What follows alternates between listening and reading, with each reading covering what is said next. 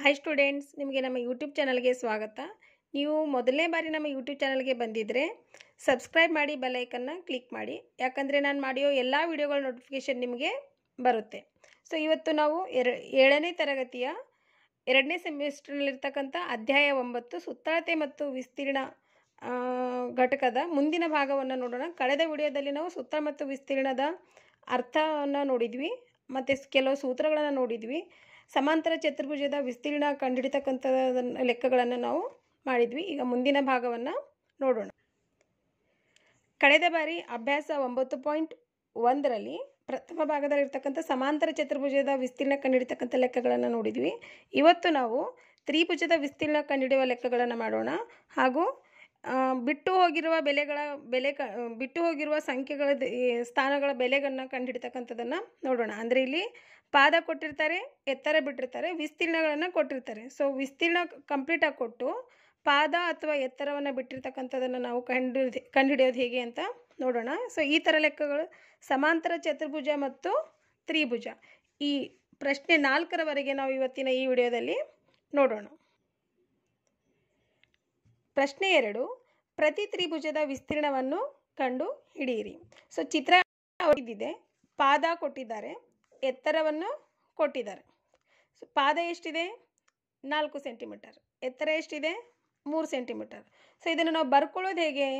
ಈ ತ್ರಿಭುಜದ ಪಾದ ಸಮನಾಗಿದೆ 4 ಸೆಂಟಿಮೀಟರ್ ಅಂತ ಬರ್ಕೋಬೇಕು, ಎತ್ತರ ಸಮನಾಗಿದೆ 3 ಸೆಂಟಿಮೀಟರ್, ವಿಸ್ತೀರ್ಣ ಸಮನಾಗಿದೆ ಎಷ್ಟು ಅಂತ ಪ್ರಶ್ನೆ ಹಾಕೋಬೇಕು.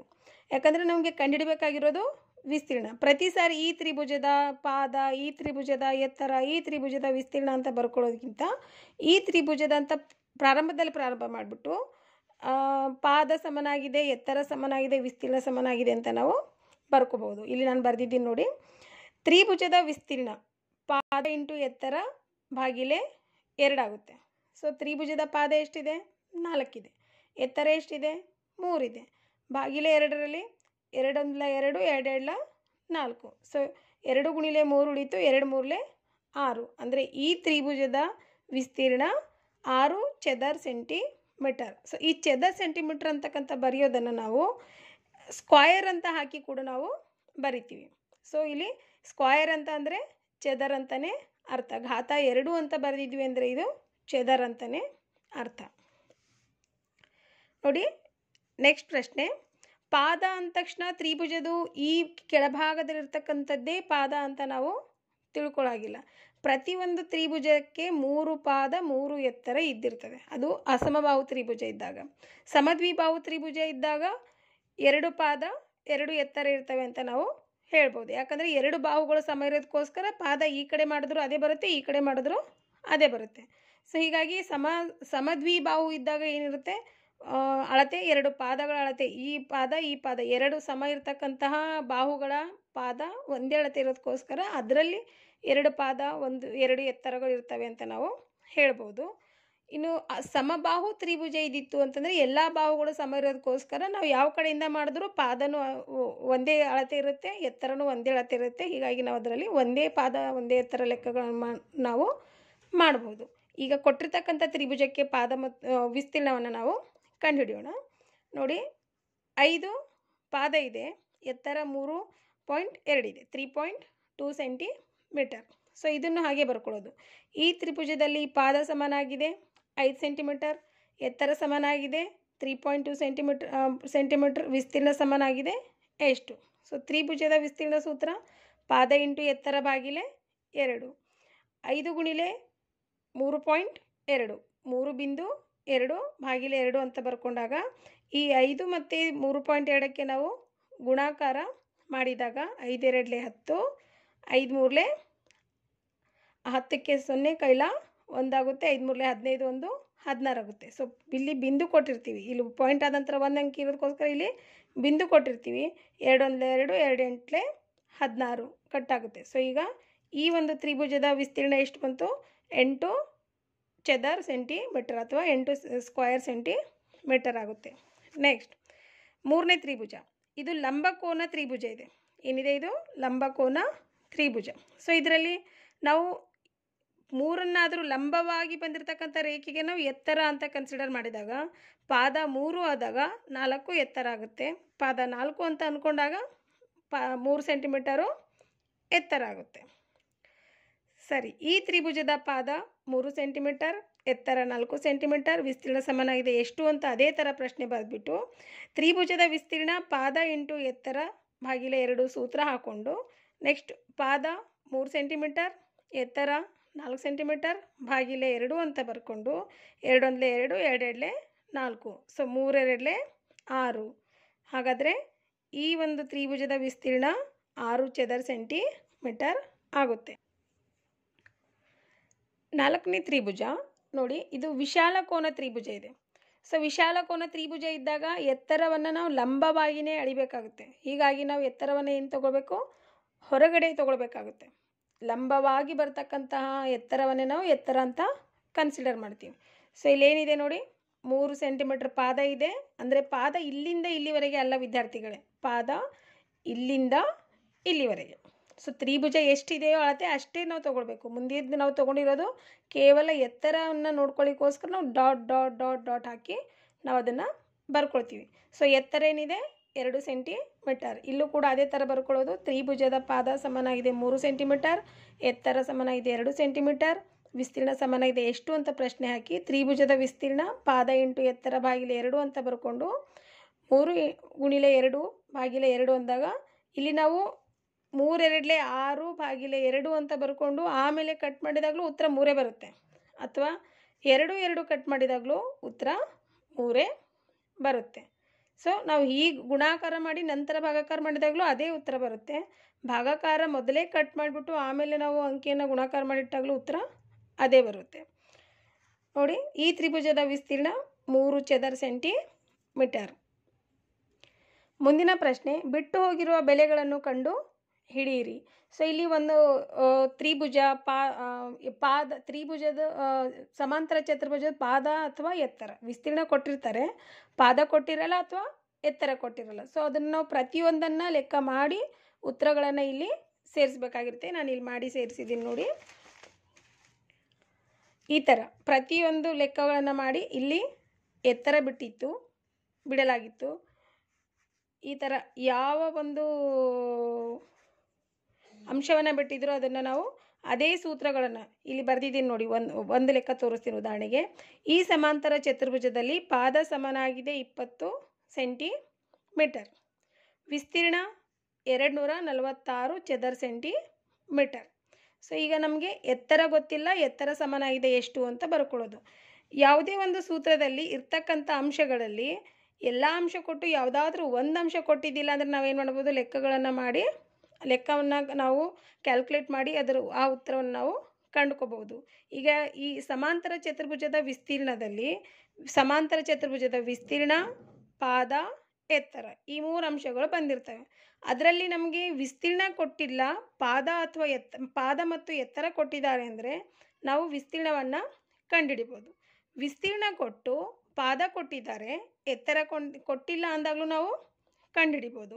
ವಿಸ್ತೀರ್ಣ ಕೊಟ್ಟು ಎತ್ತರ ಕೊಟ್ಟಿದ್ದಾರೆ, ಪಾದ ಕೊಟ್ಟಿಲ್ಲ ಅಂದಾಗಲೂ ನಾವು ಕ್ಯಾಲ್ಕುಲೇಟ್ ಮಾಡಿ ಕಂಡುಹಿಡ್ಬೋದು. ಈ ಥರ ಒಂದು ಸೂತ್ರದಲ್ಲಿನೇ ನಾವು ಏನು ಮಾಡ್ಬೋದು, ಎಷ್ಟು ಅಂಶಗಳು ಬರ್ತಾವೋ ಅಷ್ಟು ತರಹದ ಲೆಕ್ಕಗಳನ್ನು ನಾವು ಮಾಡಬಹುದು. ಸೊ ನೋಡಿ, ಇಲ್ಲಿ 246 ಸಮನಾಗಿದೆ, ಪಾದ ಕೊಟ್ಟಿದ್ದಾರೆ 20 ಅಂತ ಬರ್ಕೊಂಡಿವಿ, ಎತ್ತರ ಗೊತ್ತಿಲ್ಲ, ಸೊ ಎತ್ತರ ಅಂತಲೇ ಬರ್ಕೋಬೇಕು. ಸೊ 20 ಈ ಕಡೆ ಗುಣಾಕಾರ ಇರೋದು ಈ ಕಡೆ ಬಂದು ಭಾಗಾಕಾರ ಮಾಡ್ತೀವಿ. ಸೊ ಇಲ್ಲಿ ಭಾಗಾಕಾರ ಮಾಡಿದಾಗ ನಮಗೆ ಉತ್ತರ ಏನು ಬರುತ್ತೆ, 12.3 ಉತ್ತರ ಬರುತ್ತೆ. ಸೊ ನಮಗೆ ಇಲ್ಲಿ ಈ ಒಂದು ತ್ರಿಭುಜ, ಈ ಕೊಟ್ಟಿರ್ತಕ್ಕಂಥ ಅಳತೆಯ ತ್ರಿಭುಜ 12.3. ಸೊ ಇದೇ ಥರ ನಾನು ಏನು ಮಾಡಿದ್ದೀನಿ, ಮುಂದಿನ ಲೆಕ್ಕಗಳನ್ನು ಕೂಡ ಮಾಡಿದ್ದೀನಿ ನೋಡಿ. ಇದು ಬಿ ಉತ್ತರ ಇದೆ, ಇದು ಸಿ ಉತ್ತರ ಇದೆ, ಇದು ಡಿಗೆ ಉತ್ತರ ಇದೆ. ಸೊ ಅದೇ ಥರ ಮುಂದೆ ಬಿಟ್ಟು ಹೋಗಿರುವ ಬೆಲೆಗಳನ್ನು ಕಂಡುಹಿಡಿಯಿರಿ ಅಂತ ಇಲ್ಲಿ ತ್ರಿಭುಜದ ವಿಸ್ತೀರ್ಣ ಕೊಟ್ಟು ಪಾದ ಕೊಟ್ಟಿದ್ದಾರೆ, ಎತ್ತರ ಕೊಟ್ಟಿದ್ದಿಲ್ಲ. ಈ ಕಡೆ ಪಾದ ಕೊಟ್ಟಿದ್ದಿಲ್ಲ, ಎತ್ತರ ಕೊಟ್ಟಿದ್ದಾರೆ.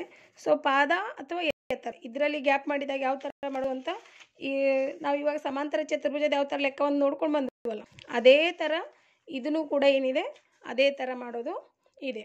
ಸೊ ಇಲ್ಲಿ ಒಂದನ್ನು ಹೇಳ್ತೀನಿ ನಿಮಗೆ. ಇಲ್ಲಿ ಬಿ ಲೆಕ್ಕ ಮಾಡುವಾಗ ನಮಗೆ ಇಲ್ಲಿ ನೋಡಿ, ಈ ತ್ರಿಭುಜದಲ್ಲಿ ಎತ್ತರ 31.4 ಕೊಟ್ಟಿದ್ದಾರೆ, ವಿಸ್ತೀರ್ಣ 1256 ಕೊಟ್ಟಿದ್ದಾರೆ. ಸೊ ಇದನ್ನು ನಾವು ಪಾದ ಸಮಾನಗಿದೆ ಎಷ್ಟು ಅಂತ ನಾವು ಕಂಡುಹಿಡಿಬೇಕು. ತ್ರಿಭುಜದ ವಿಸ್ತೀರ್ಣ ಪಾದ 8 ಎತ್ತರ ಭಾಗಿಲೆ 2 ಅಂತ ಸೂತ್ರ ನಾವು ಬರ್ಕೊಂಡ್ವಿ. ಬರ್ಕೊಂಡ ನಂತರ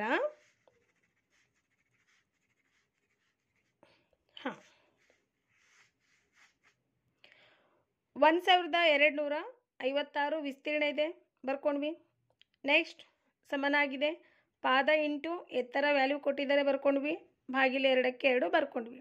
ನಂತರ 2 1 2 2 1 2 2 ಇಲ್ಲೇ 10 ಬಿಂದುಗೆ ಕೊಟ್ಟಿರ್ತೀವಿ, 2 7 14. ಸೊ ಇಲ್ಲಿ ಏನು ಬಂತು, ನಾವು ಇದು ಡಿವೈಡ್ ಮಾಡಿದಾಗ 15.7 ಬಂತು ಅಲ್ವಾ. ಸೊ ಈ ಕಡೆ ಗುಣಾಕಾರದಲ್ಲಿರೋದು ನಾವು ಈ ಕಡೆ ತಂದಾಗ ಏನಾಗುತ್ತೆ, ಭಾಗಾಕಾರಕ್ಕೆ ಬರುತ್ತೆ. ಸೊ ಭಾಗಾಕಾರದಲ್ಲಿ ಬಿಂದು ಇದ್ದಾಗ ನಾವೇನು ಮಾಡಬೇಕು, ಆ ಬಿಂದು ತೆಗಿಲಿಕ್ಕೆ ಬಿಂದು ಆದ ನಂತರ ಪಾಯಿಂಟ್ ಆದ ನಂತರ ಎಷ್ಟು ಇವೆಯೋ ಅಷ್ಟಕ್ಕೆ 10ರಂತೆ ನಾವೇನು ಮಾಡಬೇಕು, ಅಂಶಕ್ಕೆ ಗುಣಾಕಾರ ಮಾಡಬೇಕು. ಸೊ ನಾವು ಅಂಶಕ್ಕೆ ಗುಣಾಕಾರ 10 ಮಾಡಿದಾಗ ಇದು ಎಷ್ಟಾಗುತ್ತೆ, 15.7 ಇರೋದು 15.7 ಇರೋದು 157 ಆಗುತ್ತೆ. ಸೊ 157 ಏನಿದೆ, ಅವಿಭಾಜ್ಯ ಸಂಖ್ಯೆ ಇದೆ. ಹೀಗಾಗಿ ನಾವೇನು ಮಾಡಬೇಕು, ಆ ಥರ ಅವಿಭಾಜ್ಯ ಸಂಖ್ಯೆಗಳು, ದೊಡ್ಡದಾಗಿರೋ ಅವಿಭಾಜ್ಯ ಸಂಖ್ಯೆಗಳು ನಮಗೆ ಬಂದಿದ್ದು ಅಂತಂದರೆ ನಾವು ಈ ಥರ ಮಗ್ಗಿಯನ್ನು ಕ್ರಿಯೇಟ್ ಮಾಡ್ಕೋಬೇಕು. ಸೊ ಮಗ್ಗಿ ಕ್ರಿಯೇಟ್ ಮಾಡ್ಕೊಂಡಾಗ ನಮಗೆ 157 ಗುಣಿಲೆ 8 ಮಾಡಿದಾಗ 1256 ಬರುತ್ತೆ. ಸೊ 157 8ಲೆ 1256 ಡಿವೈಡ್ ಆಗುತ್ತೆ. ಸೊ 8 ಗುಣಿಲೆ 10 ಮಾಡಿದಾಗ 80 ಆಗುತ್ತೆ. ಸೊ ಈ ಥರ ನಮಗೆ ಅವಿಭಾಜ್ಯ ಸಂಖ್ಯೆಗಳು ಬಂದಾಗ ಈ ಥರ ಮಗ್ಗಿ ಕ್ರಿಯೇಟ್ ಮಾಡ್ಕೊಳ್ಳೋದಂತ ನಾವು ನೆನ್ಪಿಟ್ಕೋಬೇಕು. ಆಮೇಲೆ ಇಲ್ಲಿ ಬಿಂದುಗಳು ಅಂಶದಲ್ಲಿ ಬಿಂದು ಇದ್ದಾಗ, ಪಾಯಿಂಟ್ ಇದ್ದಾಗ ನಾವು ಲೆಕ್ಕಗಳನ್ನು ಈಸಿಯಾಗಿ ಮಾಡ್ಬೋದು. ಆದರೆ ಛೇದದಲ್ಲಿ ಒಂದು ವೇಳೆ ಬಿಂದುಗಳು ಬಂದಿದ್ವು ಅಂತಂದರೆ, ನಮಗೆ ಪಾಯಿಂಟ್ ಬಂದಿದ್ವು ಅಂದರೆ ಲೆಕ್ಕ ಮಾಡಲಿಕ್ಕೆ ಕಷ್ಟ ಆಗುತ್ತೆ. ಸೊ ಅವಾಗ ನಾವೇನು ಮಾಡಬೇಕು, ಛೇದದಲ್ಲಿ ಪಾಯಿಂಟ್ ಆದ ನಂತರ ಎಷ್ಟು ಅಂಕಿಗಳಿವೆಯೋ ಅಷ್ಟು 10ಗಳನ್ನು ಮೇಲ್ಗಡೆ ಗುಣಾಕಾರ ಮಾಡಿ ಆ ಬಿಂದುಗಳನ್ನು ತೆಗಿಬೇಕು. ಉದಾಹರಣೆಗೆ ನಾನು ಇಲ್ಲೊಂದು ಲೆಕ್ಕ ಮಾಡ್ತೀನಿ ನೋಡಿ. 15 ಭಾಗಿಲೆ 150 ಬರ್ಕೊಳ್ಳೋಣ, 2.5 ಇದೆ. ಸೊ ಅವಾಗ ನಾವೇನು ಮಾಡಬೇಕು, ಈ 2.5 ತೆಗಿಲಿಕ್ಕೆ ಮೇಲ್ಗಡೆ ಅಂಶಕ್ಕೆ ಏನು ಮಾಡಬೇಕು, 150 × 10 / 25 ಅಂತ ಬರ್ಕೊಳ್ಳೋದು. ಸೊ ಈಗ 25 5 5 25 ಆಗುತ್ತೆ. 5 3 15 0ಕ್ಕೆ 0. ಸೊ 5 1 5 5 2 10. ನೆಕ್ಸ್ಟ್ 3 2 6 0ಕ್ಕೆ 0. ಸೊ ಇದ್ರ ಉತ್ತರ ಏನು ಬಂತು, 60 ಬಂತು. ಸೊ ಛೇದದಲ್ಲಿ ಪಾಯಿಂಟ್ ಇದ್ದಾಗ ನಮಗೆ ಲೆಕ್ಕ ಮಾಡೋದು ಕಷ್ಟ ಆಗುತ್ತೆ. ಅಂಶದಲ್ಲಿದ್ದಾಗ ಲೆಕ್ಕ ಮಾಡ್ಬೋದು ಹಾಗೆ, ಆದರೆ ಛೇದದಲ್ಲಿ ಪಾಯಿಂಟ್ ಇದ್ದಾಗ ಮಾಡೋದು ಕಷ್ಟ ಆಗುತ್ತೆ. ಅದಕ್ಕೆ ಪಾಯಿಂಟ್ ಆದ ನಂತರ ಈ ಕಡೆ 1 ಅಂಕಿ ಬಿಟ್ಟು ಇಲ್ಲಿ ಪಾಯಿಂಟ್ ಇದೆ, ಪಾಯಿಂಟ್ ಆದ ನಂತರ 1 ಅಂಕಿ ಇದ್ದಾಗ 1 10 ಅಲ್ಲಿ ಗುಣಾಕಾರ ಮಾಡೋದು. ಇನ್ನು ಒಂದು ವೇಳೆ 2 ಇದ್ದಾಗ ಏನು ಮಾಡೋದು, 2 ಇದ್ದಾಗ 2 10ಗಳನ್ನು ಮಾಡ್ಕೊಳ್ಳೋದು ಅಷ್ಟೇ. 3 ಅಂಕಿ ಇದ್ದಾಗ 3 10ಗಳನ್ನು ಮಾಡ್ಕೊಳ್ಳೋದು. ಈಗ ಉದಾಹರಣೆಗೆ ಇನ್ನೊಂದು ಹೇಳ್ತೀನಿ ನೋಡಿ. 12 ಭಾಗಿಲೆ 0.62 ಈ ಥರ ಇದೆ ಅಂತ ತಿಳ್ಕೊಳ್ಳಿ, ಅಥವಾ 3 ಇದೆ. ಸೊ ಇದು ಪಾಯಿಂಟ್ ತೆಗಿಲಿಕ್ಕೆ ಏನು ಮಾಡೋದು ಅಂತ ಹೇಳ್ತೀನಿ ನಿಮಗೆ. ಪಾಯಿಂಟ್ ತೆಗಿಲಿಕ್ಕೆ ಏನು ಮಾಡೋದು, ಇದನ್ನು ಹೆಂಗೆ ಬರ್ಕೊಳ್ಳೋದು, 12 ಗುಣಿಲೆ ಪಾಯಿಂಟ್ ಆದ ನಂತರ 1 10 2 10 3 10 ಭಾಗಿಲೆ 623. ಸೊ ನಾವು ಈ ಥರ ಬರ್ಕೊಂಡು 623ಕ್ಕೆ ಮತ್ತು ಮೇಲ್ಗಡೆ ಏನಿದೆ 12 ಗುಣಿಲೆ 10 ಗುಣಿಲೆ 10 ಗುಣಿಲೆ 10 ಅಂತ ಇದೆ ಅಲ್ವಾ. ಸೊ ಆ ಥರ ನಾವು ಇನ್ನೊಂದು ಲೆಕ್ಕಗಳನ್ನು ಮಾಡ್ಕೊಳ್ಳೋದು, ಕ್ಯಾಲ್ಕುಲೇಷನ್ ಆಮೇಲೆ ಮಾಡ್ಕೊಳ್ಳೋದು. ಸೊ ಈ ಥರ ಛೇದದಲ್ಲಿ ಒಂದು ವೇಳೆ ಪಾಯಿಂಟ್ ಇದ್ದಾಗ ನಾವು ಆ ಛೇದದಲ್ಲಿ ಪಾಯಿಂಟ್ ಆದ ನಂತರ ಎಷ್ಟು ಅಂಕಿಗಳಿವೆ ಅಷ್ಟನ್ನು ಅಂಶಕ್ಕೆ ಗುಣಾಕಾರ 10ರಂತೆ ಗುಣಾಕಾರ ಮಾಡಿ ನಾವು ಪಾಯಿಂಟನ್ನು ತೆಗಿಬೋದು. ಸೊ 3ನೇ ಲೆಕ್ಕ ಇಲ್ಲಿ ಮಾಡಿದ್ದಿದೆ, ಪಾದ ವಿಸ್ತೀರ್ಣ ಕೊಟ್ಟಿದ್ದಿದೆ. ಸೊ ಎತ್ತರ ಎಷ್ಟು ಅಂತಂದಾಗ ನಾವು ಸೂತ್ರ ಹಾಕಿ ಕ್ಯಾಲ್ಕುಲೇಷನ್ ಮಾಡಿದಾಗ 15.5 ಇದ್ರ ಉತ್ತರ ಈ ಒಂದು ತ್ರಿಭುಜದ ಎತ್ತರ ಆಗುತ್ತೆ. ಇದನ್ನೆಲ್ಲ ತೊಗೊಂಡು ನಾವು ಅಲ್ಲಿ ಮೊದಲೇ ಕೊಟ್ಟಿರ್ತಕ್ಕಂಥ ಕಾಲಮ್ನಲ್ಲಿ ನಾವು ಫಿಲಪ್ ಮಾಡಬೇಕು. ಸೊ ಇಲ್ಲಿವರೆಗೆ ನಾವು ಇವತ್ತಿನ ಕ್ಲಾಸನ್ನು ಮುಗಿಸೋಣ. ಮುಂದಿನ ಅಂಶಗಳನ್ನು ಮುಂದಿನ ವಿಡಿಯೋಗಳಲ್ಲಿ ಹಂಚ್ಕೊಳ್ಳೋಣ. ಸರಿ, ಇಲ್ಲಿಯವರೆಗೆ ನಮ್ಮ ವಿಡಿಯೋನ ನೀವು ವೀಕ್ಷಿಸಿದ್ರಲ್ಲ, ನಿಮ್ಮ ಡೌಟ್ಸ್ ಕ್ಲಿಯರ್ ಆಗಿದೆ ಅಂತ ನಿಮಗೆ ಅನಿಸಿದರೆ ನಮ್ಮ ಲೈಕ್ ಮಾಡಿ, ಶೇರ್ ಮಾಡಿ ಮತ್ತು ಸಬ್ಸ್ಕ್ರೈಬ್ ಆಗಿ ಬೆಲ್ ಐಕನ್ನ ಕ್ಲಿಕ್ ಮಾಡಿ. ಧನ್ಯವಾದಗಳು.